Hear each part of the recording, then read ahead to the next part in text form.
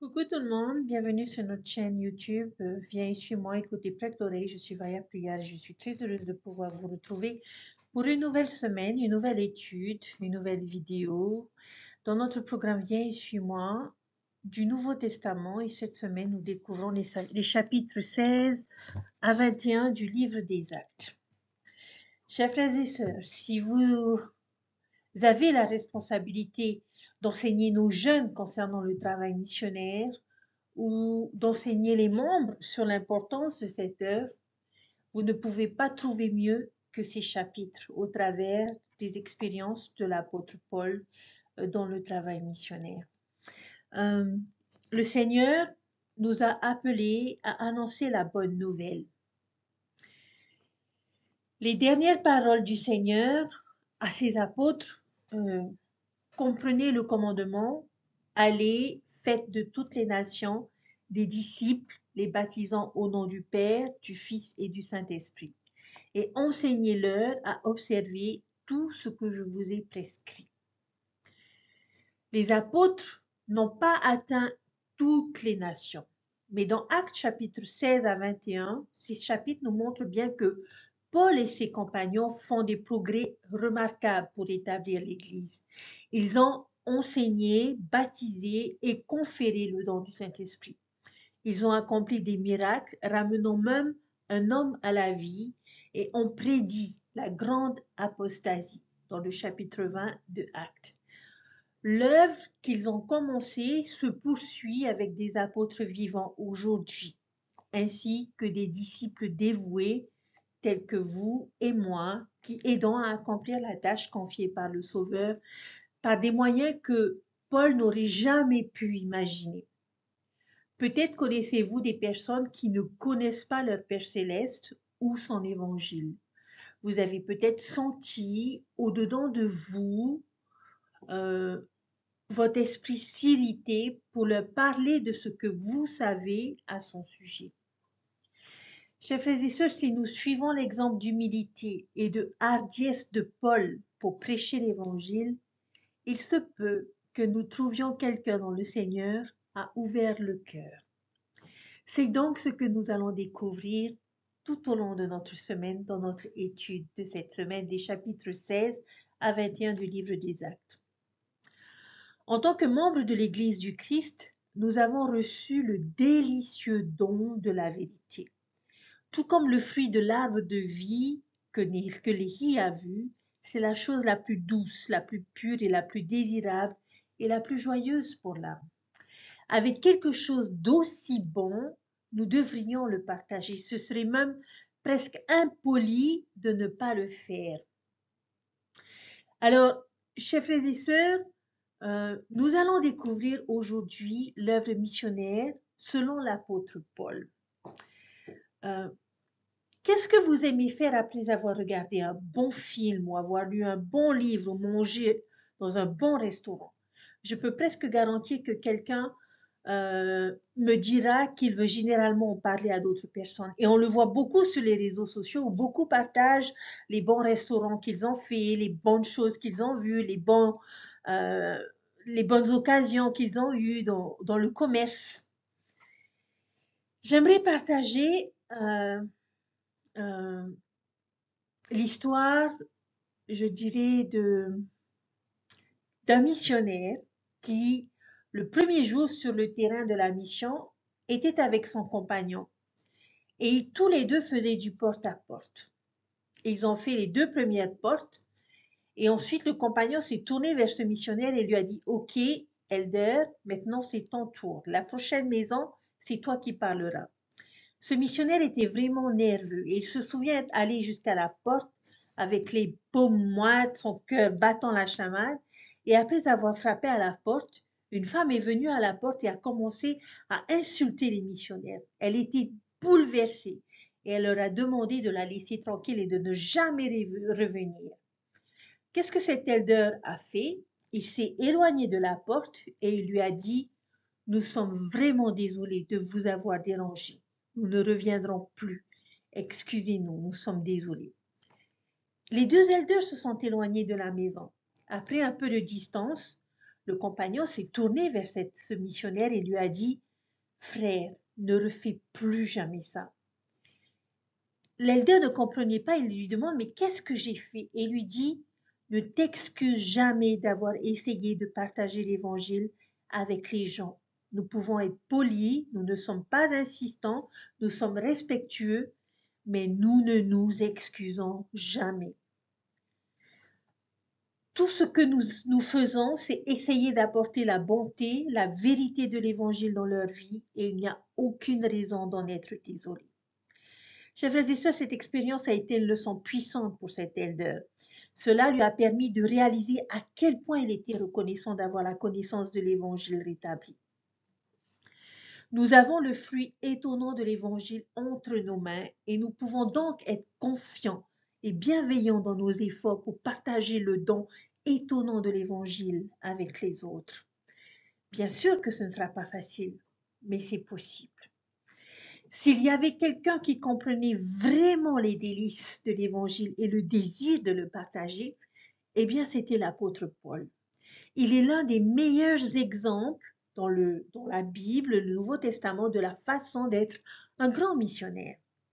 Maintenant, je vous ai dit la semaine dernière que le travail missionnaire allait être un thème majeur et récurrent tout au long du livre des Actes. Et cette semaine, bien sûr, ne fait pas exception. En fait, cette leçon s'étend même au-delà des limites des chapitres qui nous ont été assignés dans Viens et suis-moi. Et parfois, je pense qu'il est utile de s'éloigner un peu de l'approche chapitre par chapitre et d'examiner la situation dans son ensemble.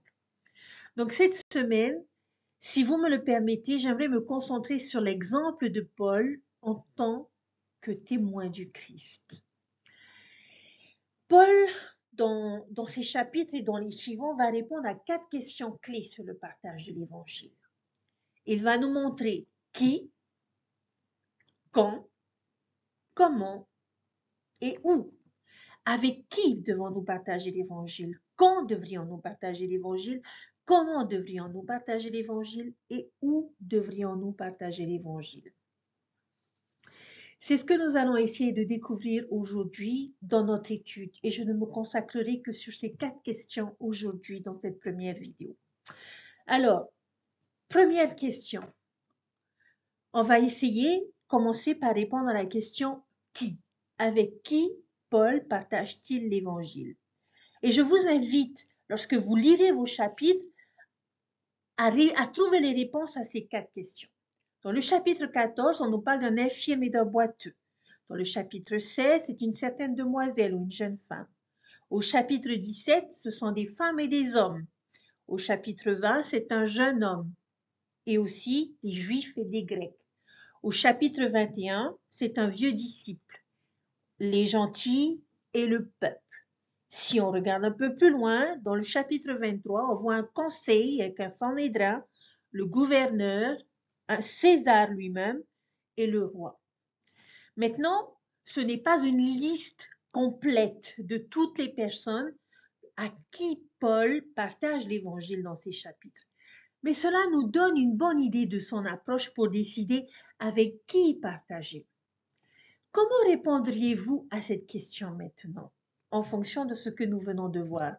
En bref, avec qui Paul est-il prêt à partager l'évangile? Tout le monde, hommes et femmes, jeunes et vieux, saints et malades, juifs et gentils, riches et pauvres, grands et petits. Il n'y avait personne que Paul excluait. Il n'y avait personne avec qui il ne partagerait pas l'évangile. Mettez-le devant un autre humain et il y avait de fortes chances qu'il témoigne. Par conséquent, chers frères et sœurs, avec qui devrions-nous être disposés à partager l'évangile? Tout le monde. Nous ne devons exclure personne dans nos efforts de partage. Le Seigneur nous donne l'instruction suivante pour savoir à qui annoncer l'évangile et comment le faire. Il a dit dans Doctrine et Alliance que votre prédication soit chacun à son voisin avec douceur et humilité. Voisin signifie bien sûr non seulement ceux qui habitent à côté de chez nous, mais nos autres amis et connaissances.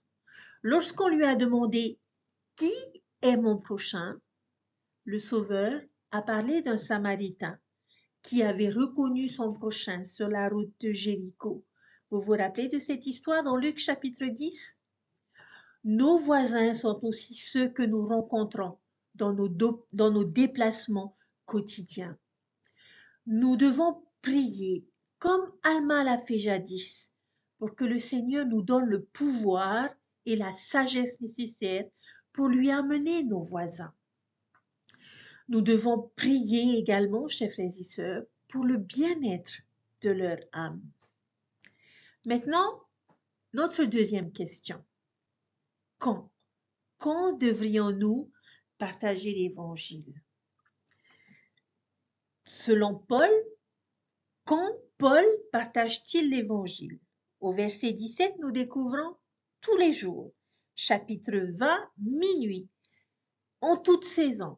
Au chapitre 26, jour et nuit. Au chapitre 28, du matin au soir. Alors, quand Paul partage-t-il l'Évangile et quand devrions-nous partager l'Évangile? En tout temps. Peu importe pour Paul de savoir si c'était tôt ou tard, l'hiver ou l'été, le jour ou la nuit, il était prêt à témoigner. Il ne se contente pas d'attendre un moment opportun. Il n'y a pas de temps, ce n'est pas un bon moment à partager. Son évangile, chers frères et sœurs, l'évangile de Jésus-Christ est la seule réponse quand tant de personnes dans le monde sont effrayées ou doutent. Cela souligne à quel point il est urgent que nous suivions l'enseignement du Seigneur à ses disciples lorsqu'il a dit « Allez par tout le monde et prêchez la bonne nouvelle à toute la création ». Nous avons la responsabilité sacrée de faire connaître le pouvoir et la paix de Jésus-Christ à toutes les personnes qui veulent bien écouter et laisser Dieu prévaloir dans leur vie, comme notre prophète nous l'a enseigné. Chaque personne, comme vous et moi, qui a contracté des alliances avec Dieu, a promis de se soucier de son prochain et de servir les personnes dans le besoin. Nous pouvons faire preuve de foi en Dieu et être toujours prêts à répondre aux personnes qui nous demandent la raison de l'espérance qui est en nous. Chacun de nous a un rôle à jouer dans le rassemblement d'Israël, chers frères et sœurs. Alors faisons-le, qu'importe le moment. Notre troisième question, comment? Comment est-ce que Paul partage l'Évangile? Dans quelles conditions le partagera-t-il? Dans le chapitre 17 et 18, on dit qu'il raisonne avec eux à partir des Écritures. Dans le chapitre 18, il a témoigné que Jésus était le Christ. Donc Paul rendait son témoignage de Jésus maintes et maintes fois tout au long de sa vie. Dans les chapitres 18 et 19, le mot que l'on retrouve fréquemment dans ces chapitres est le mot persuasion. Paul cherchait à persuader les gens de croire aux vérités qu'il enseignait. Maintenant, le verset 8 utilise également le mot contestation, que je n'aime pas pour autant, mais je ne pense pas que cela soit utilisé dans le contexte d'une dispute ou d'une querelle. Je peux peut-être me tromper, mais je pense que cela signifie plus qu'il s'agissait d'une discussion, c'est-à-dire de répondre aux questions, de résoudre des préoccupations, de défendre son témoignage. Parce que dans les récits que nous avons, où nous entendons réellement Paul enseigner, il n'y a pas d'esprit de contestation. Ce n'est pas argumentatif, mais c'est persuasif. Ce n'est pas un tyran intellectuel. Et j'aime cette description jusqu'à présent de la façon dont il partage. Il n'a pas essayé de manipuler les gens dans l'évangile. Il n'a pas essayé de leur prouver quoi que ce soit. Il n'a pas essayé de les intimider, de les soudoyer ou de les contraindre pour qui que ce soit. Mais il a raisonné, persuadé, discuté et témoigné. Et c'est un très bon exemple de la façon de partager l'évangile avec les autres. Et c'est aussi bien pour nous d'en tenir compte parce que je pense que parfois, nous avons tendance à nous fier uniquement à ce dernier. Nous venons de témoigner et c'est un élément clé du processus. Mais nous devons aussi, chers frères et sœurs, être bons pour raisonner et persuader. Dans le chapitre 20, on nous dit qu'il enseignait en toute humilité d'esprit et avec beaucoup de larmes et de tentations, ce qui dans ce cas signifie dans de grandes épreuves et des défis. Toujours dans le chapitre 20, il ne cachait rien. Paul a toujours tout donné et n'a jamais rien retenu. Il était un excellent exemple de quelqu'un qui était prêt à gaspiller, épuiser sa vie en mettant en lumière la vérité. Toujours au chapitre 20, dans le verset 22, l'on nous dit qu'il suivait l'Esprit, sans savoir ce qui lui arriverait. Il a donc témoigné avec une foi totale, ne connaissant pas le résultat. Un peu comme les filles qui entrent à Jérusalem sans savoir ce qu'ils feraient. Mais il a fait simplement confiance à l'Esprit. Toujours dans le chapitre 20, on découvre qu'il n'a jamais hésité à proclamer le conseil de Dieu. Paul n'avait point honte de l'évangile du Christ.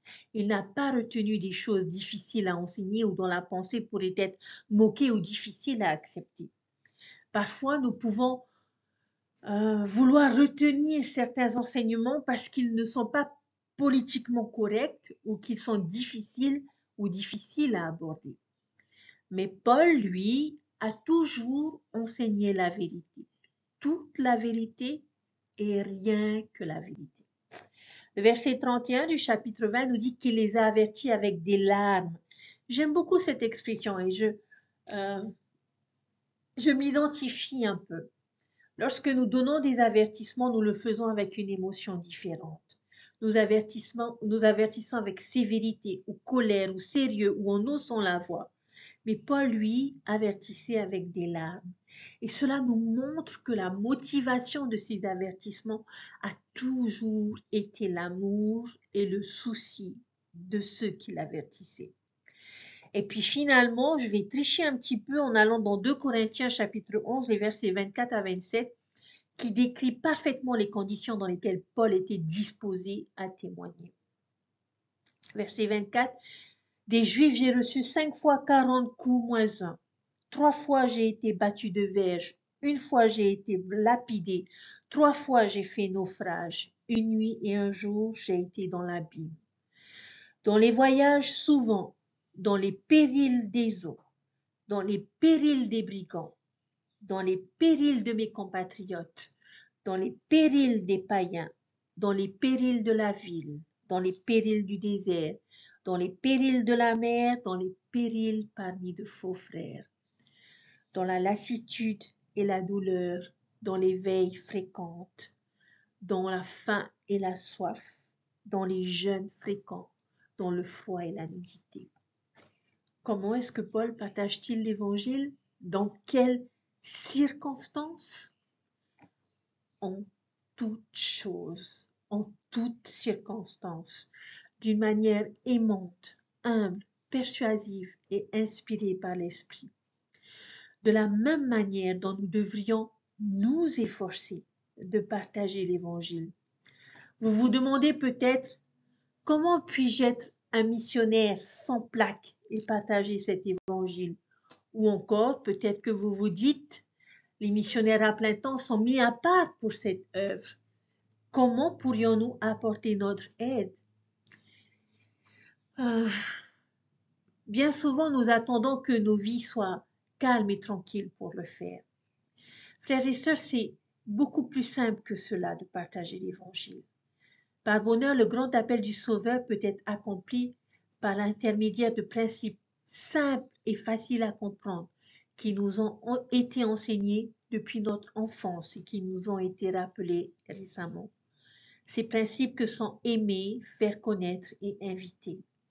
Je nous invite à trouver des moyens d'aimer, de faire connaître et d'inviter. Et je sais que si nous le faisons, nous ressentirons une grande joie en sachant que nous avons agi selon les paroles de notre Sauveur. Ce que je nous exhorte à faire, ce n'est pas un programme spécial. Nous avons entendu ces principes dans le passé. Ce n'est pas la dernière grande nouveauté que l'Église nous demande d'appliquer. Mais ces 3 choses sont simplement le prolongement de ce que nous sommes déjà, en tout cas je l'espère, des disciples de notre Sauveur Jésus-Christ. Aucune plaque ni lettre n'est requise pour le faire. Un appel officiel n'est pas nécessaire pour le faire. Si ces trois choses deviennent une partie naturelle de qui nous sommes et de notre manière de vivre, elles deviendront des expressions spontanées d'amour sincère. Comme les disciples de Jésus-Christ qui se sont rassemblés pour apprendre de lui en Galilée il y a plus de 2000 ans, nous aussi pouvons accepter l'appel du Sauveur et d'aller partout dans le monde prêcher l'Évangile.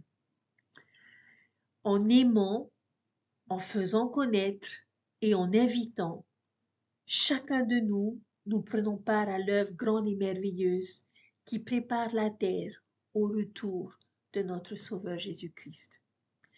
Chers frères et sœurs, puissions-nous écouter l'appel du Sauveur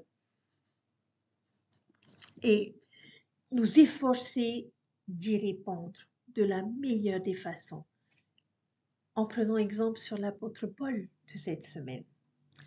Notre dernière question, où est-ce que Paul partage l'Évangile? Le lieu peut aussi être un défi. Et j'aime beaucoup découvrir où Paul a témoigné. Dans le chapitre 16, on nous dit au bord d'une rivière, en prison. Dans le chapitre 17, dans une synagogue et au marché. Dans le chapitre 18, la maison d'un certain homme. Dans le chapitre 19, dans une école ou un théâtre plein d'Éphésiens en colère et qui criaient après lui. Nous reviendrons sur cette histoire dans un instant. Dans le chapitre 20, le premier jour de la semaine où les disciples se sont réunis pour rompre le pain. Alors, où? Eh bien, dans une réunion de Sainte Seine. Paul enseignera pendant une réunion de Sainte Seine. Toujours dans le chapitre 20, nous découvrons qu'il le fait également en public et qu'il va de maison en maison. Dans le chapitre 21, dans le temple. Au chapitre 23, dans la salle du jugement. Au chapitre 25, dans un lieu d'audience ou la cour du roi. Au chapitre 27, nous allons découvrir que c'est sur un bateau et c'est une histoire fascinante que nous couvrirons dans une semaine à venir. Paul enseigne et témoigne au milieu d'une tempête en mer dans ce chapitre. Et j'ai hâte de revoir cet épisode avec vous dans le chapitre 27. Nous découvrons aussi qu'il le fait dans un logement, dans sa propre maison de location. Donc, comme vous le voyez, chers frères et sœurs, où, qu'importe l'endroit, nous pouvons toujours nous saisir des occasions de pouvoir partager l'Évangile. Et avant de conclure sur cet enseignement, il y a 3 histoires spécifiques dans ces chapitres que je voudrais que nous comprenions un peu plus en profondeur parce que je pense qu'elles capturent vraiment l'esprit de Paul en tant que témoin et sa profondeur d'engagement dans le travail missionnaire. La première histoire et expérience se trouve dans le chapitre 16, la prison, où Paul et ses compagnons ont été battus et jetés en prison lorsqu'un tremblement de terre se déclenche. Leurs chaînes tombent et les portes s'ouvrent. Maintenant, si vous étiez à la place de Paul et que ce genre de choses arrivait, que feriez-vous dans ce cas? Je pense qu'on courrait, qu'on s'enfuirait pour partir de la prison. Mais lorsque les portes s'ouvrent, le geôlier s'en aperçoit et désespéré, attrape son épée et est sur le point de se suicider. Pourquoi? Il était responsable de la prison et de tous les prisonniers. Et maintenant, il pense que tous ces prisonniers vont s'échapper sous sa surveillance. Et vous rappelez-vous ce que Hérode a fait aux soldats en charge de Pierre lorsqu'il s'est échappé. Alors, ce geôlier a dû se dire qu'il valait mieux en finir maintenant. Mais est-ce que Paul s'enfuit? Non. Au verset 28, il crie d'une voix forte au geôlier et il lui dit « Ne te fais pas de mal, car nous sommes tous ici. » Et il témoigne et commence à enseigner l'évangile à cette personne. Seul Paul pouvait établir un contact missionnaire après une évasion de prison. Et je l'imagine juste, je le vois courir dans le couloir de la prison, voir le geôlier s'arrêter et dire « Je suis frère Paul et voici mon compagnon frère Silas et nous sommes des représentants de l'Église de Jésus-Christ des saints des derniers jours. » Et nous avons un message à partager avec toi. Paul était tout simplement incroyable en tant que missionnaire. Et le geôlier, après cette expérience, se fait baptiser au passage avec toute sa famille. Donc c'est une très grande et très belle histoire. La deuxième histoire se trouve dans le chapitre 19, dans le théâtre. Dans cette histoire, Paul enseigne à Éphèse et il commence à avoir du succès. Et les orfèvres d'Éphèse qui fabriquaient ces petites statues en argent de Diane commencent à se rendre compte que l'enseignement de Paul sur Jésus est mauvais pour leurs affaires. Alors qu'est-ce qu'ils font? Ils se réunissent et au verset 27, ils disent de sorte que non seulement notre embarcation est en danger d'être anéantie, mais aussi que le temple de la grande déesse Diane soit méprisé et sa magnificence détruite, que toute l'Asie et le monde adorent. J'ai envie de dire bande d'hypocrites. Laquelle des deux préoccupations pensez-vous qu'ils étaient le plus inquiets? Était-ce la réputation de Diane ou était-ce leurs propres affaires ou leur propre chèque de paye? Je vous laisse décider. Mais dans tous les cas, ils avaient l'intention d'agiter le peuple. Et nous savons comment ça se passe. Quand les arguments raisonnables manquent, ils sont remplacés par des cris. Alors, qu'est-ce qu'ils font? Ils se mettent à crier « Grande est Diane des Éphésiens ». Et le pandémonium se répand et les habitants de la ville se précipitent tous dans le théâtre et continuent de crier « Grande est Diane des Éphésiens » pendant 2 heures par mois. Le verset 32 dit que la plupart des personnes ne savaient même pas pourquoi ils étaient là, juste qu'ils étaient pris dans la frénésie de la foule. Ce qui, soit dit en passant, est une excellente description de notre monde aujourd'hui. Plus personne ne veut écouter l'autre côté, ils veulent juste se crier dessus. Ils ne sont pas comme Paul qui raisonne, qui témoigne et persuade en toute humilité. Et donc à ce stade, les Juifs envoient un homme du nom d'Alexandre devant la foule pour essayer de les calmer et de s'expliquer. Mais que font-ils dès qu'ils découvrent qu'il est juif? Le verset 34 nous dit que quand ils ont su qu'il était juif, d'une seule voix, pendant environ 2 heures, ils ont crié « Grande est Diane des Éphésiens ». C'est la même chose aujourd'hui. Personne n'est même prêt à entretenir les idées de quelqu'un d'autre, simplement en se basant sur qui il est. Par exemple, oh, elle, c'est une mormone, pas besoin de l'écouter. Ou lui, c'est un démocrate, on peut rejeter tout ce qu'il a à dire. Ou ils sont pauvres, ils ne sont pas de mon sexe ou ils viennent d'un autre pays. Nous les annulerons, nous les crierons. Mais il y a une meilleure solution dans le verset 36 et nous devrions être silencieux et ne rien faire à la légère. Chers frères et sœurs, nous n'avons pas besoin d'être d'accord, mais nous devrions au moins écouter, parler et chercher à comprendre.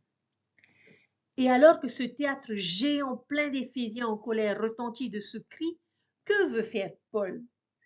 Sachant ce que nous savons de lui, à quoi nous attendrions-nous? Regardez le verset 30 de ce chapitre. Et quand Paul aura voulu entrer dans le peuple, les disciples ne l'ont pas souffert. Alors il dit, mais il y a une foule là-dedans, je vais aller témoigner.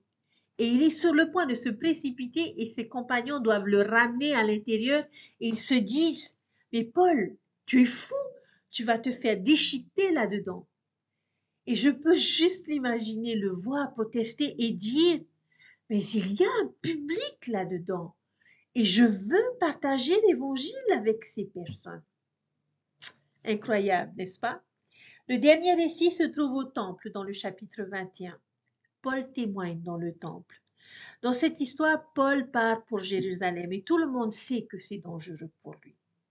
Mais il n'est pas un homme populaire là-bas et il est averti par beaucoup de ses amis et convertis de ne pas y aller. Mais ils se sont poussés par l'esprit. Pendant son séjour à Jérusalem, il est averti qu'il y a des rapports calomnieux qui circulent selon lesquels il a enseigné aux Juifs à se retourner contre la loi de Moïse et qu'ils ne devraient pas circoncire leurs enfants. Alors il l'encourage à faire quelque chose de juif pour montrer aux gens qu'il est toujours engagé. Et donc, Paul emmène des hommes dans le temple pour accomplir leur rite de purification et faire une offrande. Ainsi, lorsqu'il entre pour faire l'offrande, ses ennemis voient là une opportunité.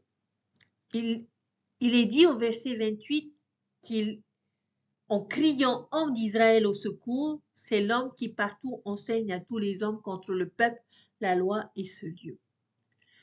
Alors ces hommes l'accusent d'avoir fait entrer des Grecs dans le temple, qui était interdit de faire passer quiconque devant la cour des gentils.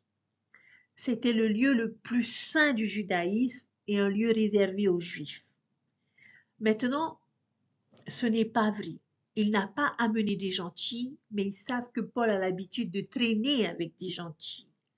Alors ils utilisent ce mensonge un peu pour agacer les gens contre lui. Et ça marche. Les personnes l'attrapent et commencent à le battre et à essayer de le tuer. Eh bien, En fait, pour les soldats romains, ils se précipitent et ils arrêtent l'émeute et arrêtent Paul pour sa propre sécurité et ils commencent à le hisser sur les marches de la forteresse Antonia pour comprendre quel est le problème. Donc, imaginez ce décor. Vous voyez Paul presque battu à mort par ce groupe de personnes. Il a été secouru. Si c'était moi, je voudrais qu'une chose, c'est m'éloigner le plus possible de cette foule complètement hystérique. Mais souvenez-vous de la personnalité de Paul. Il regarde autour de lui et que voit-il? Une foule de personnes. Que pensez-vous qu'il va vouloir faire? Eh bien, il lève les yeux vers les soldats romains et il demande au verset 39, « Laissez-moi parler au peuple. » Parce qu'il voulait témoigner. S'il vous plaît, donnez-moi une chance de partager mon témoignage avec ces personnes. N'aimez-vous pas cet apôtre, chers frères et sœurs? Cela nous donne-t-il pas une bonne idée de sa personnalité en tant que témoin du Christ? En résumé donc, comment répondrions-nous à notre question? Où Paul partagera-t-il l'évangile? Dans tous les lieux, dans tous les endroits possibles. Donc, pour pouvoir lier le tout, qu'est-ce que Paul vient de nous apprendre sur le fait d'être un témoin de Christ? Que nous aussi, nous nous efforcions d'être des témoins du Christ pour tous, en tout temps, en toutes choses et en tout lieu. Est-ce que cela semble familier à quelqu'un ici? Cette expression? Si nous allons dans Mosia chapitre 18 et verset 9, c'est alors qu'Alma décrit l'alliance du baptême aux croyants néphites, aux eaux de Mormon, et explique les engagements qui sont pris en entrant dans les eaux du baptême. Et quelle est l'une de ces alliances que et nous faisons tous lorsque nous devenons disciples du Christ par le baptême? Nous faisons alliance d'être des témoins de Dieu en tout temps, en toutes choses et en tout lieu où nous nous trouvons, même jusqu'à la mort. Donc, si nous voulons voir un exemple de quelqu'un qui a vraiment compris cela, si nous voulons voir quelqu'un respecter cette alliance, chers frères et sœurs, regardons simplement Paul. Il est l'une des plus grandes illustrations de cet engagement que je connaisse. Alors, que pourrions-nous faire pour ressembler davantage à Paul cette semaine? Comment pourrions-nous devenir un meilleur témoin? Ce sont les questions que je nous invite à méditer. Je prie que nous essayions tous de l'imiter et que nous recherchions plus d'occasions de nous tenir comme témoins de Dieu, en tout temps, en toutes choses, en tout lieu et pour tous. Chers frères et sœurs, partagez le délicieux fruit de l'Évangile avec les autres, même lorsque les circonstances ne sont pas idéales. Si nous faisons cela, je crois que je peux promettre que nous, comme Paul, aurons des succès et des échecs. Il y aura des personnes qui nous aimeront et des personnes qui nous mépriseront et se moqueront de nous. Nous connaîtrons de grands triomphes et aussi de grandes oppositions. Mais comme Paul, Dieu nous soutiendra tout au long de notre expérience et nous trouverons de la joie en tant que ses témoins. Parce que nous savons quelque chose, l'évangile est délicieux. C'est si bon. Nous ne pouvons pas nous empêcher et nous ne devrions pas nous empêcher de le partager parce qu'il est trop merveilleux pour le garder pour nous. Quel que soit, comment est-ce que je pourrais dire ça?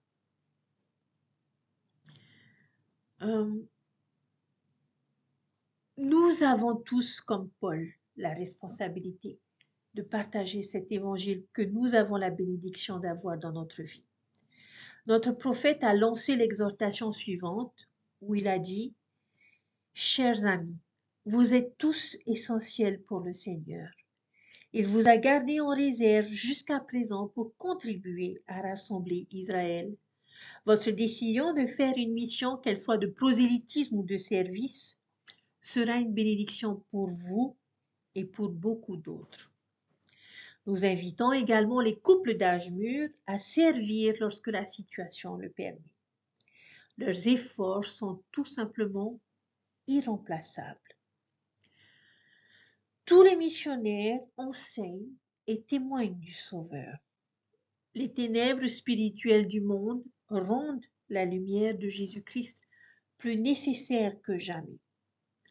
Tout le monde mérite d'avoir l'occasion de connaître l'évangile rétabli de Jésus-Christ. Chaque personne mérite de savoir où elle peut trouver l'espoir et la paix qui surpassent toute intelligence.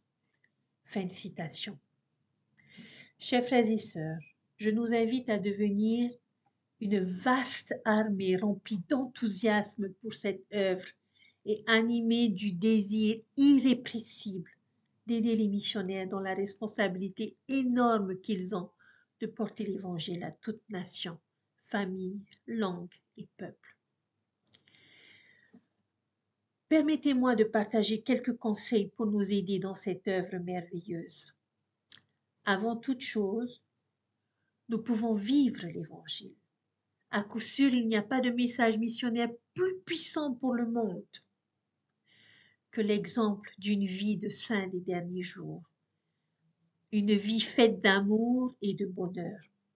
Les manières, l'attitude, le sourire, la gentillesse, la simple présence d'un membre fidèle de l'Église peut offrir une chaleur et une ouverture qu'aucune brochure ou cassette vidéo missionnaire ne pourra jamais véhiculer.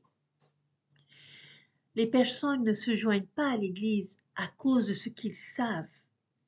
Ils se joignent à l'Église à cause de ce qu'ils ressentent, de ce qu'ils voient et de ce qu'ils désirent spirituellement. Si nous les exprimons, notre esprit de témoignage et notre bonheur pourront toucher alors les autres. Comme le Seigneur l'a dit à Alma et au fils de Mosia, « Allez, afin de leur donner le bon exemple en moi, et je ferai de vous un instrument entre mes mains pour le salut de beaucoup d'âmes. » Nous pouvons également prier chaque jour afin d'avoir des expériences missionnaires personnelles. Prions afin que la gestion divine de ces choses, les occasions missionnaires que nous désirons, soient déjà en préparation dans le cœur de quelqu'un qui désire et qui recherche ce que nous possédons. Il y en a encore beaucoup sur la terre, chers frères et sœurs, qui ne sont empêchés d'accéder à la vérité que parce qu'ils ne savent pas où la trouver.